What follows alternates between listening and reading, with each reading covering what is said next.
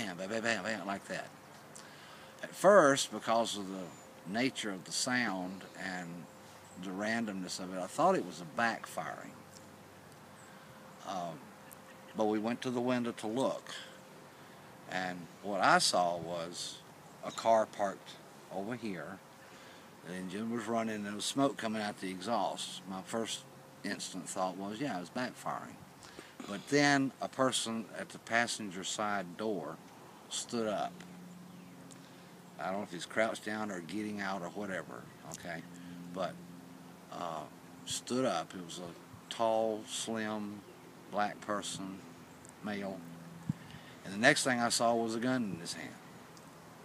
So immediately we knew those were shots. Well, by that time, I'd say half a minute, I turned back basically to look and see what was going on. It was all over.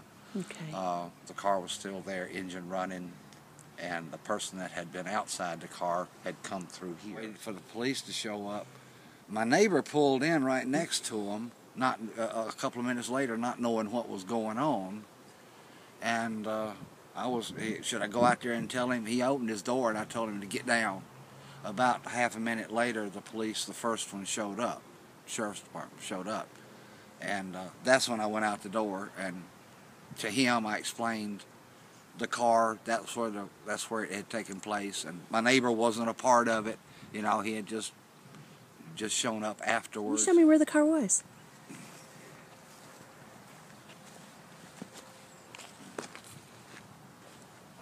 Male person. I don't know if I can get through or not. Well, these are the tire marks. Left, right, left, front. So the car was right here. Okay. It's sort of sad that it happened, but the problem is it's just happening too often, too many places, too much, too. You know, my daughter called up, "Dad, you're moving." Where? I mean, it's fine here. I've been here 7 years. Fine, quiet. Where are you going to move? I mean, there's crime everywhere. I was laying in the bed and I heard like 5 or 6 shots, and then my kids was outside playing, so they ran in telling me somebody, it was doing some shooting, and it's a guy running through the back. So I ran out and I see what was going on. I seen the car cross the street. It was still running, and they said it was a guy inside still, but I didn't know.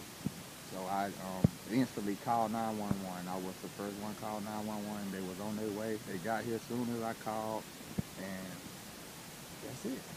I was just coming out the door yesterday when right about the time, right after it happened, and there was this guy down the street, way down there, on his stomach, on the ground, and he was yelling for help.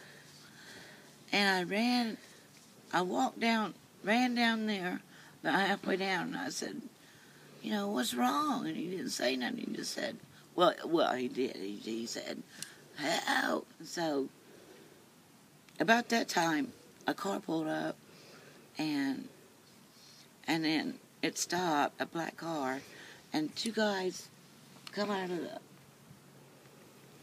apartments over there. And he said, don't call 911. And they said, well, we'll put you in the car. So that I guess they picked him up and put him in the car. By that time, I'd already gone in the house because I was scared. And I knew there was a shooting because the guy couldn't walk. He kept trying to get up, and his ankle kept slipping up under him. And so I peeked out the blinds, and I saw the car zooming off, so I didn't see who was driving.